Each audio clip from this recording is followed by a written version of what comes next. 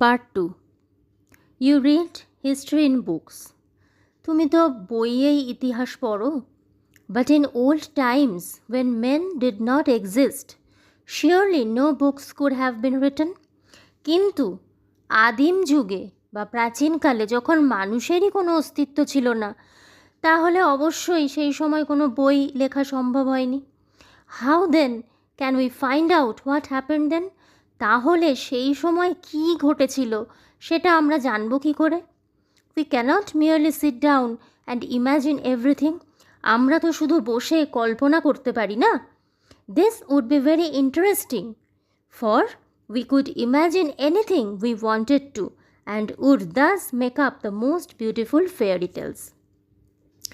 হ্যাঁ, যদি কল্পনা করতে পারতাম তাহলে এটা দারুণ ব্যাপার হতো, কারণ আমরা যা ইচ্ছে তাই কল্পনা করতে পারতাম এবং সেই কল্পনা করে যে লেখা হতো বই, সেটা খুব সুন্দর রূপকথার গল্প হয়তো হতে পারত। But this need not be true, as it would not be based on any facts that we had seen. কিন্তু রূপকথার যে গল্প সেটা কিন্তু সত্যি হয় না, কারণ রূপকথার গল্প আমরা চোখে দেখে লিখি না, আমরা কল্পনা করে লিখি, তাই তো? তাহলে সেটা ইতিহাস হবে না, সেটা কি হয়ে যাবে? ফেয়ারি টেলস হয়ে যাবে। But although we have no books written in those far off days, কিন্তু যদিও সেই প্রাচীনকালে বা আদিম যুগে কোনো বই লেখা হয়নি, fortunately we have some things which tell us a great deal as well, almost as a book would. সৌভাগ্যবশত আমাদের হাতে এমন কিছু জিনিস আছে যেগুলো ঠিক বই পড়ে আমরা যেরকম অনেক তথ্য জানতে পারি, সেই জিনিসগুলোও কিন্তু ঠিক বইয়েরই মতো আমাদের অনেক সেই প্রাচীন যুগের তথ্য আমাদের দেয় বা দিতে পারে। We have rocks and mountains and seas and stars and rivers and deserts and fossils of old animals. আমাদের হাতে কী রয়েছে বা আমাদের চারপাশে কী রয়েছে? বিভিন্ন পাথর, পাহাড়, সমুদ্র, তারা, নদী, মরুভূমি এবং আদিম যুগের পশুর জীবাশ্ম। These and other like things are our books for the earth's early story. এই জিনিসগুলি এবং এরই মতো এই ধরনের আরও অন্য অনেক জিনিস আমাদের কাছে কি করছে না, পৃথিবীর প্রাচীন যুগের গল্প বলার জন্য বইয়ের মতো কাজ করছে। And the real way to understand this story is not merely to read about it in other people's books, but to go to the great book of nature itself.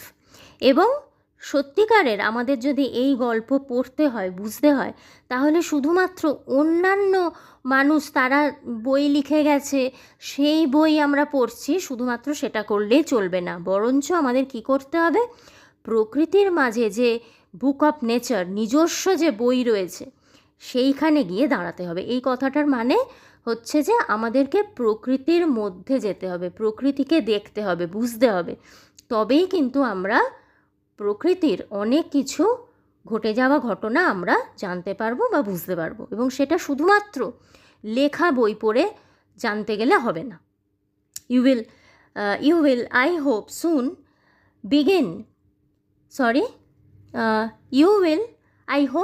begin to learn how to read this story from the rocks and mountains. এবং আমি আশা করি খুব তাড়াতাড়ি তুমিও এই পাথর এবং পাহাড় থেকে কিভাবে পৃথিবীর গল্প পড়তে হয় তুমি খুব তাড়াতাড়ি শিখে ফেলবে। Imagine how fascinating it is. এবার কল্পনা করো ব্যাপারটা কি চমৎকারই না হতে পারে। Every little stone that you see lying in the road or on the mountain side may be a little page in nature's book. Every little stone মানে প্রত্যেকটি ছোট ছোট পাথর, that you see lying in the road, যেটা তুমি হয়তো দেখতে পাচ্ছ যে রাস্তার ধারে পড়ে আছে, or on the mountain side বা পাহাড়ের ঢালে পড়ে আছে, may be a little page in nature's book. এইটাই কিন্তু প্রকৃতির যে বই, সেই বইয়ের একটি পাতা, ছোট্ট একটি পাতা হয়ে উঠতে পারে। And may be able to tell you something, এবং এই পাতা অর্থাৎ প্রাকৃতিক যে উপাদান বইয়ের পাতা হয়ে তোমাকে কিছু বলতে পারে, if you only knew how to read it. কিন্তু যদি সেটা শুধুমাত্র একভাবেই সম্ভব, যদি তুমি সেটা কিভাবে পড়তে হয় তুমি জানো, সেই জ্ঞানটা তোমার মধ্যে যদি থাকে, তাহলে কিন্তু এরকম ছোট ছোট পাথরের মতো প্রকৃতিতে ছড়িয়ে থাকা নানা রকম ছোটোখাটো উপাদান অনেক কথা তোমাকে বলতে পারে, ঠিক যেরকম বইয়ের পাতা থেকে আমরা অনেক কিছু জ্ঞান লাভ করতে পারি। To be able to read any language, Hindi or Urdu or English, you have to learn its alphabet. যে কোনো ভাষা পড়তে গেলে, যেরকম হিন্দি, উর্দু, ইংলিশ, যে কোনো ভাষা পড়তে গেলে আগে তোমাকে কি জানতে হবে? সেই ভাষার অ্যালফাবেট অর্থাৎ বর্ণমালাটিকে জানতে হবে, শিখতে হবে। So also you must learn the alphabet of nature before you can read her story in her books of stone and rock.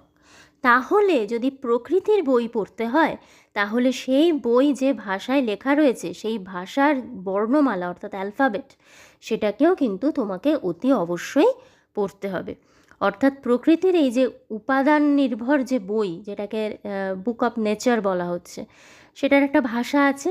সেই ভাষা পড়তে গেলে আগে সেই ভাষার বর্ণমালা শিখতে হবে। Even now perhaps you know a little how to read this. এমনকি এখনও সম্ভবত তুমি কিছুটা জানো যে এটা কিভাবে পড়তে হয়। If you see a little round shiny pebble, যদি তুমি দেখো যে একটি ছোট্ট গোল চকচকে নুড়ি, পেবল মানে হচ্ছে নুড়ি, তো এরকম যদি একটা নুড়ি পাথর তুমি দেখতে পাও, does it not tell you something? এটা কি তোমাকে কিছু বলতে চায় না বা বলে না? নুড়ি কোনগুলোকে বলে বা পেবল? ওই পাহাড়ি অঞ্চলে নদীর ধারে যে সুন্দর দেখতে গোল গোল যে পাথরগুলো পড়ে থাকে, ওগুলোকে পেবল বলে। How did it get round and smooth and shiny without any corners or rough edges? তাহলে এই যে পেবল বা নুড়ি পাথর, এটা কিভাবে এরকম গোল, মসৃণ এবং চকচকে হয়ে উঠল এবং কোনো এবড়ো খেবড়ো খড়খড়ে ভাব ছাড়া? If you break a big rock into small bits, যদি তুমি একটা বড় পাথরকে ভাঙো এবং ভেঙে ছোট ছোট টুকরো করো, each bit is rough and has corners and rough edges, তুমি কি দেখতে পাবে না ওই পাথর ভেঙে যে ছোট ছোট টুকরোগুলো বেরোলো, সেই সব কটা টুকরো কীরকম খড়খড়ে, এবড়ো খেবড়ো, ট্যাড়া ব্যাকা এরকম হচ্ছে। It is not at all like a round smooth payable, কিন্তু এই যে পাথর ভেঙে যে টুকরোটা বেরোলো, অর্থাৎ ওই যে ট্যাড়া ব্যাকা, এবড়ো খেবড়ো, রাফ, হ্যাঁ, ওই পাথরের টুকরোটা কিন্তু এই যে গোল মসৃণ যে পেবল তার মতো নয়। How then did the pebble become so round and smooth and shiny? তাহলে কি করে এই পেবলটা এরকম গোল, মসৃণ চকচকে হয়ে উঠল? It will tell you its story, এটাই তোমাকে তার গল্প বলবে। If you have good eyes to see and ears to hear it, যদি তোমার ভালো চোখ থাকে এবং শোনার কান থাকে। এটা বলার কারণ, চোখ এবং কান আমরা জানি দুটো আমাদের দুটি প্রধান ইন্দ্রিয়র, 5টা ইন্দ্রিয়ের মধ্যে দুটি। তো এখানে চোখ আর কান বলতে কিন্তু অ্যাকচুয়ালি চোখ আর কান বলা হচ্ছে না, এখানে বলা হচ্ছে উপলব্ধি। অর্থাৎ আমরা যদি প্রকৃতি এবং প্রাকৃতিক উপাদানগুলোকে উপলব্ধি করতে পারি বা প্রকৃতির যে ঘটনা সেগুলোকে উপলব্ধি করতে পারি, তাহলেই কিন্তু প্রকৃতি নিজেই তার বই খুলে ধরবে আমাদের সামনে। অর্থাৎ প্রকৃতির অনেক ঘটনা আমরা জানতে পারবো বা বুঝতে পারবো। It tells you that once upon a time, এবার পাথরটা তোমাকে বলবে তার গল্প। কি বলবে না, কোনো একটা সময়, ইট মে বি লং এগো, হতে পারে অনেক দিন আগে, it was a bit of a rock, এটাও একটা পাথরেরই টুকরো ছিল। Just like the bit you may break from a big rock or stone with plenty of edges and corners, ঠিক যেরকম তুমি একটা পাথর ভাঙলে সেই বড় পাথরটা থেকে যে ছোট ছোট পাথরের টুকরোগুলো বেরোবে, যেগুলো খুব খড়খড়ে, এবড়ো খেবড়ো, ট্যাড়া ব্যাকা, ঠিক সেরকমই ছিল। Probably it rested on some mountain side, সম্ভবত এই পাথরের টুকরোটা কোনো পাহাড়ের ঢালে পড়েছিল। দেন কেম দ্য রেন, তারপর বৃষ্টি এলো, and washed it down to the little valley, তারপর বৃষ্টির জল সেই ছোট্ট পাথরের টুকরোটাকে ধুয়ে নিয়ে কোথায় ফেললো? একটি ছোট্ট উপত্যকায় ফেললো। ভ্যালি মানে হচ্ছে উপত্যকা। Where it found a mountain stream. আর এই যে বৃষ্টির জলের সাথে উপত্যকায় গিয়ে পড়লো, সেখানে সে খুঁজে পেল কাকে? না, একটি পাহাড়ি ঝর্ণাকে। এখানে সে বলতে বা ইট বলতে ওই পাথরের টুকরোটার কথা বলা হচ্ছে। তাহলে বৃষ্টির জলে ধুয়ে ভ্যালিতে পড়লো, এবং ভ্যালিতেই পড়লো না, ভ্যালির ওপর একটি ছোট্ট ধরে নেওয়া যেতে পারে যে পাহাড়ি ঝর্ণা বয়ে যাচ্ছিল। তো বৃষ্টির জল সেই পাথরের টুকরোটাকে বয়ে নিয়ে গিয়ে সেই ঝর্ণার মধ্যে ফেললো। which pushed it on and on till it reached a little river. তারপর সেই পাহাড়ি ঝর্ণা কী করলো? সেই পাথরের টুকরোটাকে বয়ে নিয়ে যেতে থাকলো, এবং বয়ে নিয়ে কোথায় ফেললো? একটা ছোট নদীতে ফেললো। And the little river took it to the big river. আর ছোট নদী আমরা জানি বড় নদীতে গিয়ে মেশে, তাহলে পাথরের টুকরোটাকেও সেই ছোট নদীটা কী করলো? একটা বড় নদীতে নিয়ে গিয়ে ফেললো। And all the while it ruled at the bottom of the river. এবং এই যে পুরো যাত্রাপথটা, অর্থাৎ সেই যে পাহাড়ের ঢালে পড়েছিল, বৃষ্টি এলো, সেইখান থেকে যে সে পাহাড়ি ঝর্ণার মধ্যে পড়লো, তারপর ছোট নদী, তারপর বড় নদী, এই যে পুরো যাত্রাপথ, এই পুরো রাস্তাটা কিন্তু পাথরটা কী করছে? না, নদীর একেবারে তলা দিয়ে কিন্তু গড়িয়ে গড়িয়ে যাচ্ছে। And its edges were worn away and its rough surface made smooth and shiny. এবং এই যে গড়িয়ে যাচ্ছে, এর ফলে কি হচ্ছে? ওর যে ওই পাথরের যে ট্যাড়াব্যাকা কোণগুলো রাফ হয়েছিল, খড়খড়ে হয়েছিল, সেগুলো কি হয়ে যাচ্ছে? ক্ষয়ে যাচ্ছে।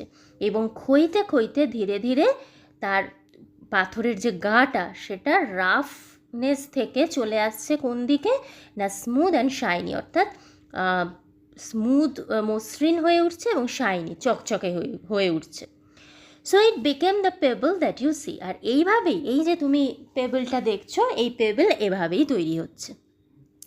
Somehow the river left it behind.